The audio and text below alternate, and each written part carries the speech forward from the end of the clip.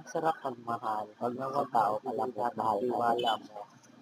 Ito, mo na pwede ka lang ibigay sa'yo liwanag at pagpalit tatandaan mo naman. Walang permanente pag pag-ibig baka daan mo rin yun, mahal ka niya, pinubukan ng pagmahal at pagtitiwala mo. Kasi alam mo naman, darating din sa araw na magbabago rin yan.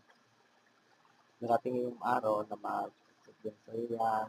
Lalo lang ng tiwala, wag mo naman basta sa ibigay. Ano, sa 100% bigay na 60% tiwala lang kasi natin alam, lahat nagbabago, kagaya nga daw ng panahon. Maaaring na yung mahal ka niya, baka bukas, hindi na. Diba? Kaya ganun, masyado kasi ngayon also ang cheating issue. Kaya yun na lang, sa social media, may makikilala o ano, may love, mag-cheat. Diba? Kaya wag basta-basta ibigay yung tiwala.